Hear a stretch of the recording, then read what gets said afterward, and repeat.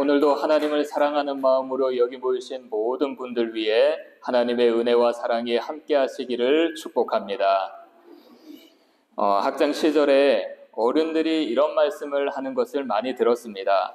학교 다닐 때가 좋을 때다. 한 번씩 이렇게 말씀을 하신 적이 있으시죠? 없으신가요? 있으시죠? 또 휴일 때 학생들이 쉬는 날이다 이렇게 이야기를 하면 어른들은 이렇게 말씀을 하셨어요. 너희들에게는 쉬는 날이 아니라 노는 날이야. 이런 말씀도 한 번씩 하신 적이 있으시죠?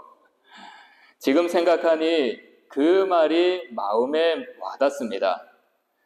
학생은 가정과 학교라는 우산 아래에 있을 때 다른 것을 걱정하지 않아도 됩니다. 공부에만 전념하면 되죠. 가정과 학교라는 우산 아래에 있을 때 많은 사람들에게 사랑과 돌봄을 받으며 자라나가면 됩니다. 그런데 학교와 가정이라는 우산에서 벗어나게 되면 어떻게 될까요? 갑작스러운 소나기, 예기치 않은 폭우와 같은 인생의 시련과 고통이 닥쳐옵니다. 그런데 중요한 것은 이 우산이라는 것은 학교나 가정에만 해당되는 것이 아니에요. 도종환 시인의 우산이라는 시를 보면 이런 표현이 나오는데요. 이렇게 먼 거리에 서 있어도 나는 당신을 가리는 우산이 되고 싶다. 언제나 하나의 우산 속에 있고 싶다. 이 부분을 보면서 사람도 누군가에게 우산이 될 수 있겠구나라는 생각이 들었습니다. 우산이 된다라는 것은 그 사람이 맞아야 할 비를 내가 대신 맞는 것이죠. 그 사람의 시련 앞에 내가 먼저 가서 그를 덮어주는 것입니다. 이것이 바로 사랑이고 헌신이고 섬김입니다. 사랑하는 여러분, 옆에 있는 분들을 한번 보시기 바랍니다. 한번 고개를 돌려서 보시기 바랍니다. 목에 기부사하신 분들이 있습니까? 옆에를 한번 보시면 옆에 있는 분이 여러분들의 우산입니다. 옆에 있는 분들께 인사하시기를 바랍니다. 당신이 나의 우산입니다.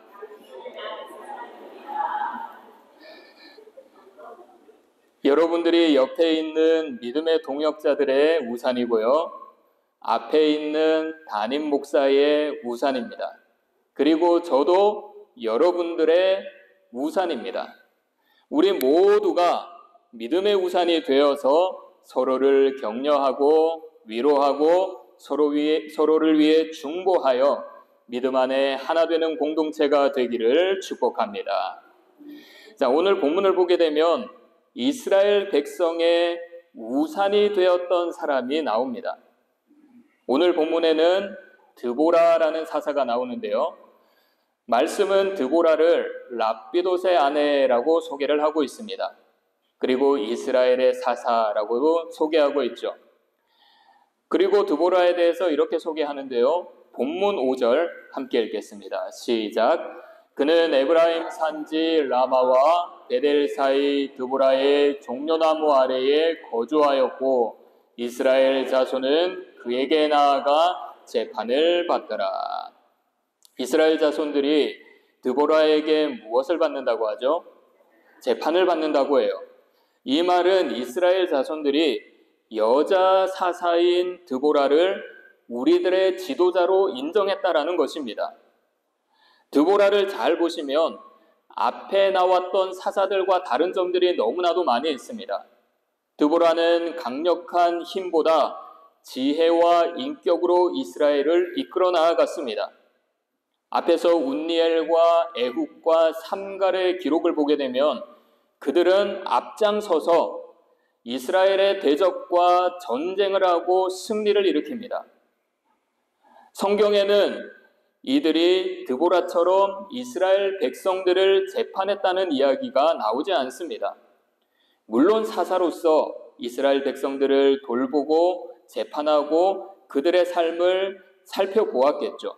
그런데 성경에는 그것을 기록하지 않습니다.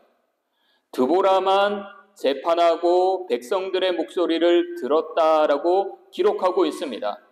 이것이 무엇을 말하는 것입니까? 드보라는 백성의 삶 속으로 들어가서 그들을 따뜻하게 위로하는 리더라는 것을 강조했던 것입니다. 그런데 우리가 드보라를 소개하는 말씀에서 주목해야 할 것이 있는데요. 본문 5절을 다시 보시면 드보라가 어디에 거주했다고 하죠? 종려나무 아래 거주했다. 자, 여기서 거주했다라고 하는 것은 그곳에서 이스라엘 백성을 위해 재판했다라는 겁니다. 드보라가 종려나무 아래서 24시간 동안 생활하고 살았다라는 이야기가 아니라 그곳에서 이스라엘 백성들의 이야기를 듣고 그들의 고충을 듣고 해결해주고 하나님께 기도하며 하나님의 방향을 제시했다라고 하는 것이죠. 자, 그럼 여기서 이런 질문이 듭니다. 왜 성경은 드보라가 종려나무 아래에서 재판을 했다고 하는가? 그것은 드보라의 이름과 연관이 되어 있는데요. 드보라의 이름의 뜻은 꿀 또는 꿀벌이라고 합니다. 드보라의 이름의 뜻이 뭐라고요? 꿀, 그리고 꿀벌입니다. 자, 그리고 구약에서는 종려나무에서 나오는 시럽을 꿀의 역할을 할 수 있도록 만들었다고 합니다. 종려나무에서 나오는 여러 가지 시럽들. 그래서 종려나무는 꿀나무라고도 할 수가 있습니다. 여기서 벌이라는 뜻을 가진 드보라가 종려나무 아래에서 거했다. 종려나무 아래에서 재판을 했다. 이것은 벌이 꿀나무 아래에서 달콤한 정의를 배분하고 있다는 것을 보여주고 있는 것입니다. 이스라엘의 마음을 녹여서 위로하는 하나님의 정의가 이곳에서 나타나고 있다라고 하는 것이죠. 그래서 드보라는 이스라엘의 우산이었습니다. 종려나무라는 곳에서 따뜻하게 이스라엘을 다스렸던 것이죠. 드보라가 종려나무 아래에서 위로의 사사로 섰던 것처럼 십자가의 위에 서신 예수 그리스도는 우리의 참된 종려나무가 되십니다. 우리의 참된 우산이 되십니다. 주님은 지금도 우리 모두의 우산이 되시고 우리 모두의 위로가 되십니다. 사랑하는 여러분, 그래서 지금 우리에게 필요한 것은 주님의 십자가 아래서 누리는 위로입니다. 드보라의 종려나무처럼 십자가는 우리의 우산이 되는 거예요. 우상이 아닙니다. 우산이 되는 겁니다. 살아가면서 우리가 얼마나 많은 상처를 받고 살아갑니까? 경쟁사회에서 살아남기 위해 치열하게 경쟁을 하죠. 내가 다른 사람을 짓밟고 올라서야 성공하는 인생을 살아갈 수 있다라고 이야기합니다. 어디 이뿐입니까?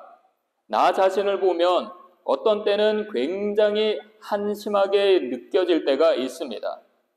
다른 사람이 나를 비교하지 않는데 내가 스스로 다른 사람과 나를 비교해 버립니다. 그래서 나의 자존감이 한없이 낮아져 버리죠. 그리고 외부의 영향도 받습니다. 툭 던진 이 한마디, 우리의 심장을 찌를 때가 너무나도 많이 있습니다. 그뿐 아니죠. 건강이 걱정되기도 하고요. 물질이 걱정되기도 하고 앞으로의 펼쳐질 인생의 미래가 걱정되기도 합니다. 어제 제가 이 말씀을 준비하면서 찬송가 415장 십자가 그늘 아래라는 찬송가가 생각이 났습니다. 이 찬송가가 어떻게 만들어졌는지 한번 찾아봤는데요. 찬송가를 작사한 사람은 엘리자베스 클레페인이라는 사람이라고 합니다. 이 사람의 이야기를 좀 보았습니다. 이 찬송가를 작사한 클레페인은 어렸을 때부터 건강이 좋지 않았다고 합니다. 아버지는 일찍 돌아가셨고요. 굉장히 가난하게 지냈다고 합니다. 그렇지만 이런 집안 환경과는 다르게 친구들이 햇빛이라는 별명을 붙일 정도로 밝게 지냈다고 합니다. 그러한 밝은 성격을 가지고 성장해 나아갔고요. 장성에서는 많은 사람을 도와주었다고 합니다. 하지만 안타깝게도 39세라는 젊은 나이에 생을 마쳤습니다. 찬송가의 가사를 잘 보게 되면 그녀가 겪었던 삶의 고통이 드러나고 있습니다. 그녀의 소원도 찾아볼 수가 있습니다. 가사가 이렇죠. 십자가 그늘 아래 나 쉬기 원하네. 저 햇볕 심이 뜨겁고 또 짐이 무거워. 이 광야 같은 세상에 늘 방황할 때에 주 십자가의 그늘에 내 쉴 곳을 찾았네. 십자가의 그늘에서 나 길이 살겠네. 나 사모하는 광채는 주 얼굴뿐이라. 이 세상 나를 버려도 나 두려움 없네. 내 한량 없는 영광은 십자가뿐이라. 이런 찬양이죠. 십자가 그늘 아래 나 쉬기 원하네. 이까지 하겠습니다. 그 뒤에는 너무 높습니다. 사랑하는 여러분, 지금 우리에게 필요한 것은 종려나무 아래와 같은 십자가의 은혜입니다. 어느 누구도 우리의 상한 심령을 위로할 수 없습니다. 하지만 종려나무와 같은 십자가의 은혜는 오늘도 우리를 덮고 은혜로 감싸고 은혜로 다시 일으켜 세워주십니다.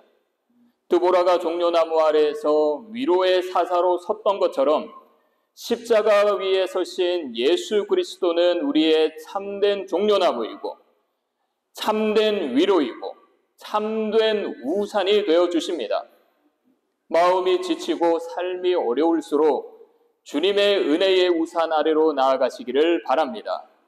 주님의 위로의 종려나무 아래로 나아가시기를 바랍니다. 그 아래에서 우리는 다시 살아나고 주님의 품 안에서 참된 쉼을 누릴 줄 믿습니다. 오늘도 따뜻한 십자가의 은혜와 종려나무와 같은 하나님의 한없는 위로가 여러분들에게 임하시기를 축복합니다. 자, 이런 종려나무의 위로와 십자가의 은혜는 하나님의 자녀 모두 누리는 최고의 복입니다. 그런데 많은 사람들이 이런 주님의 은혜를 알지 못할 때가 있습니다. 오늘 본문에서도 마찬가지인데요. 그래서 하나님은 이스라엘의 대적을 통해서 이것을 알게 하십니다. 본문 2절 함께 읽겠습니다. 시작. 여호와께서 하솔에서 통치하는 가나안 왕 야빈의 손에 그들을 파셨으니 그들의 군대 장관은 하로셋 학고임에 거주하는 시스라요. 자, 하나님께서는 범죄하는 이스라엘을 가나안 왕 야빈에게 넘겨버리셨어요. 그런데 이 야빈이라는 이름은 특별한 의미가 있다고 합니다. 야빈이라는 이름은 그가 알게 될 것이다 라는 의미를 가지고 있다고 해요. 이 야빈이라는 이름 속에 가나안 왕은 곧 이스라엘의 하나님이 압제자를 대적하는 분임을 알게 될 것이다. 이런 의미도 있다고 합니다. 하나님이 이스라엘의 압제자를 대적하는 분임을 알게 한다. 전능하신 하나님임을 야빈에게 알게 하신다. 지금 수요일에 우리는 출애굽기를 살펴보고 있습니다. 최근 몇 주간 10가지 재앙을 계속해서 다루고 있는데요. 이 10가지 재앙을 통해서 하나님께서 말씀하시는 것은 한 가지입니다. 말씀을 몇 군데 찾아보겠는데요. 출애굽기 9장 14절 내가 이번에는 모든 재앙을 너와 내 신하와 내 백성에게 내려 온 천하에 나와 같은 자가 없음을 내가 알게 하리라. 9장 16절 내가 너를 세웠음은 나의 능력을 내게 보이고 내 이름이 온 천하에 전파되게 하려 하였음이니라. 10장 12절 함께 읽겠습니다. 시작.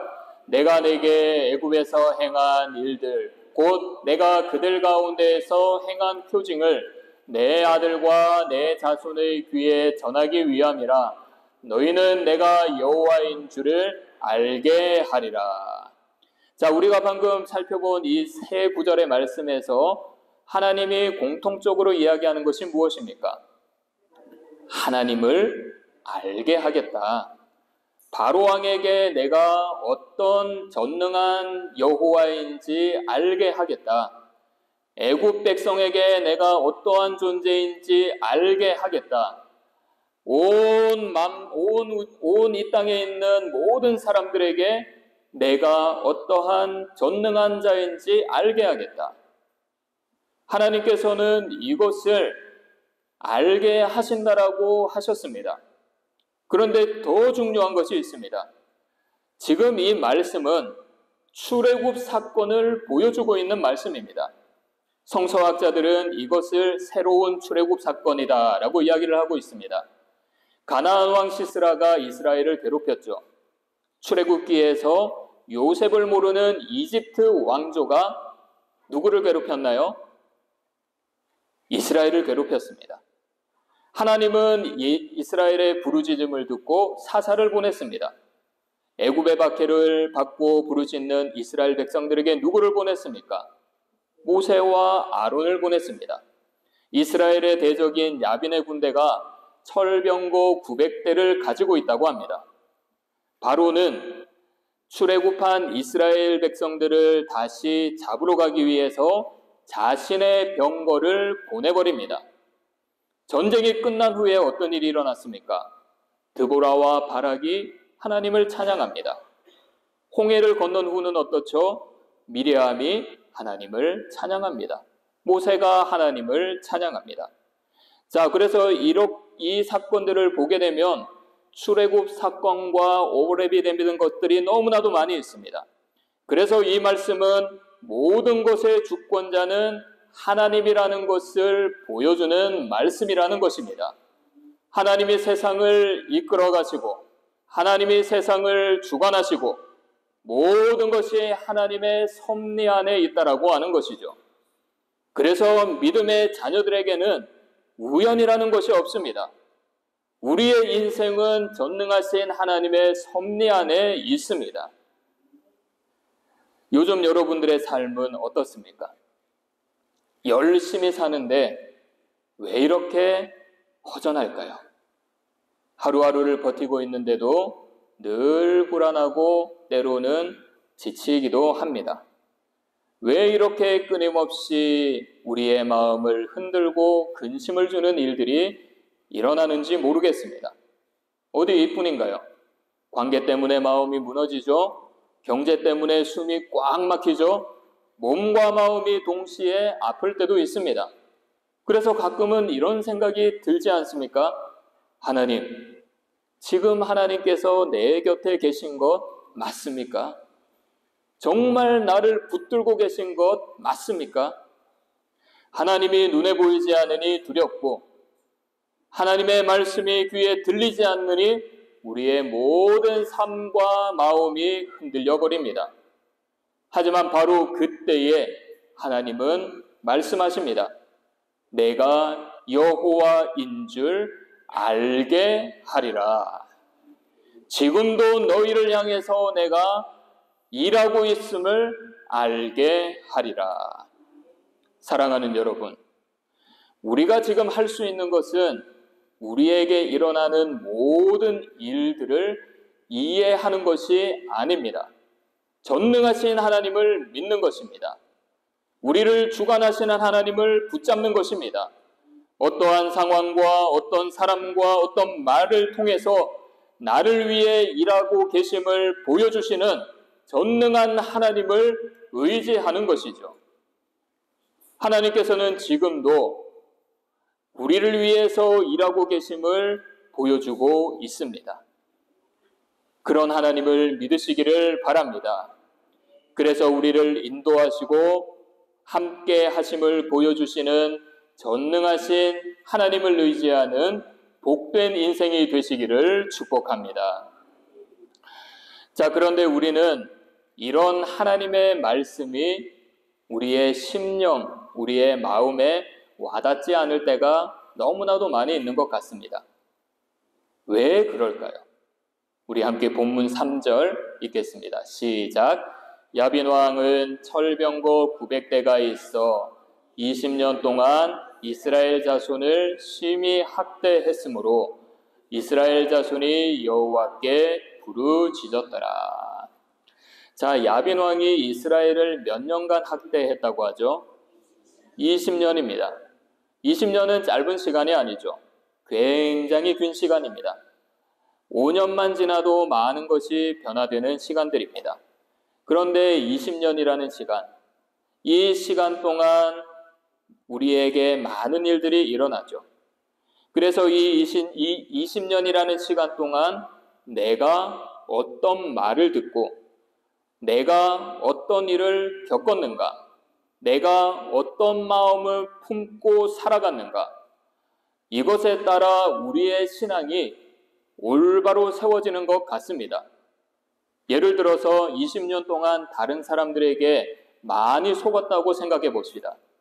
그 사람은 다른 사람의 이야기를 들었을 때 그 말을 어떻게 생각을 할까요? 잘 믿을 수 있을까요? 믿지 못할까요? 믿지 못하겠죠. 20년 동안 사람들이 자신을 속였으니 말 한마디 한마디를 의심할 것입니다. 무슨 의도로 저렇게 말을 하는가? 이런 생각이 있을 겁니다. 그 반대로 20년 동안 나와 약속을 잘 지키는 사람을 많이 만났다고 생각을 해봅시다. 자, 그러면 이 사람은 다른 사람들의 말을 어떻게 생각을 할까요? 그 사람들의 말을 신뢰하고 사람들이 말을 지킬 것이다라는 마음을 가질 것입니다. 이 경험이 하나님의 말씀을 향한 믿음에도 영향을 준다라는 거예요. 20년 동안 학대당한 이스라엘을 생각해 보십시오. 가나안 왕은 이스라엘을 심하게 압박했습니다. 억압했습니다. 언제 어떻게 그들의 삶의 근간이 흔들릴지 몰랐습니다. 늘 불안한 삶을 살아갔죠. 시스라의 군대는 시퍼렇게 살아 있습니다. 언제 그 군대가 우리를 공격해 올지 모릅니다. 주변 상황은 20년이 지나도 바뀌지가 않습니다. 20년간 이런 세월을 보내면 하나님의 약속은 우리에게 성취되지 않을 것이라고 생각을 하게 될 것입니다. 암울한 현실 가운데 말씀을 향한 믿음은 점점 약해질 것입니다. 우리나라 선조들이 45년간 일본의 일제의 억압을 받을 때 어떻게 생각을 했습니까? 우리나라는 해방되지 않을 것이다. 해방이 되지 못할 것이다. 이런 생각들을 많이 했다고 합니다. 이런 모습과 같은 것이 이스라엘 백성들에게 나타났다라고 하는 것이죠. 그래서 어떤 책에서 이러한 이스라엘의 모습을 보고 사육된 상상력에 빠진 사람들이라고 표현을 했습니다. 사육된 상상력, 하나님의 약속은 가능성이 없어 보인다라는 생각입니다. 구원케 하신다라는 말씀은 희박하다라는 생각입니다. 하나님의 말씀은 우리의 삶과는 전혀 상관이 없다라고 하는 생각입니다. 삶의 경험을 통해서 그것이 습득이 되고 우리의 인식으로 박히게 되었다라는 것이죠. 그래서 패배감에 빠지게 하는 이 모든 것들이 사육된 상상력입니다. 하나님을 향한 소망을 품지 못하게 하는 마음, 사육된 상상력입니다. 제가 4월 13일 주일 오후 예배 때 이런 말씀을 드렸습니다. 넷플릭스를 보다가 재미있는 프로그램을 봤습니다. 대환장 기안장이라는 프로그램입니다. 아마 오후 예배에 참석하신 분들은 기억하실 겁니다. 웹툰 작가 기안84라는 사람이 민박집을 운영하는 프로그램인데요. 민박집 사진을 한번 보시면 일반 민박집이랑 다릅니다.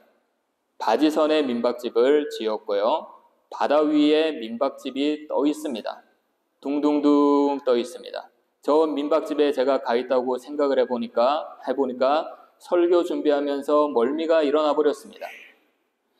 출입구는 쉽게 집에 들어가지 못하게 하기 위해서 등반해서 올라갈 수 있도록 만들었습니다. 잠은 어떻게 잘까요?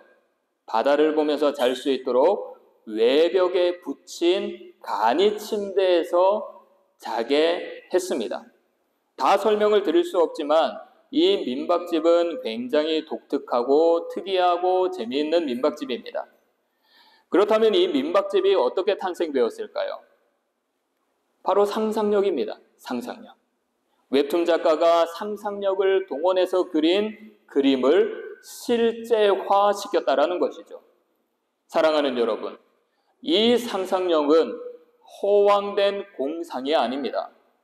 하나님을 향한 상상력은 하나님의 약속을 믿는 사람만이 가질 수 있는 신앙의 힘입니다. 지금 눈에 보이지 않아도, 지금 현실이 바뀌지 않아도 말씀이 반드시 이루어질 것이라고 믿는 믿음의 눈, 그것이 바로 믿음의 상상력이라고 하는 것이죠. 그래서 지금 함께 우리 선포해 봅시다. 하나님께서 성취하실 것이다라는 믿음의 상상력을 가지고 선포합시다. 따라하시기를 바랍니다. 하면 됩니다. 하나님의 말씀은 성취됩니다. 말씀을 향한 소망을 가집시다. 마가복음 9장 23절 함께 읽겠습니다. 시작. 예수께서 이르시되 할 수 있거든이 무슨 말이냐? 믿는 자에게는 능히 하지 못할 일이 없느니라 하시니. 아멘이시죠? 우리가 삶을 살다 보면 정말 눈에 아무것도 보이지 않을 때가 있습니다. 그러나 하나님의 약속은 반드시 성취됩니다. 우리를 회복시키시고 부흥케 하신다라는 말씀은 반드시 성취합니다. 하나님의 말씀이 이루어지는 꿈을 꾸시기 바랍니다. 말씀이 우리에게 성취될 것을 믿음으로 상상하시기를 바랍니다. 말씀의 역사를 기대하며 소망을 품으시기를 바랍니다. 지금도 하나님은 이러한 믿음으로 한 걸음 한 걸음 내딛는 자들에게 반드시 그 길을 열어가심을 믿습니다. 그래서 환경의 지배를 받지 마시고 하나님의 약속을 붙들고 믿음으로 전진해 나아가시는 복된 성도님들이 되시기를 축복합니다.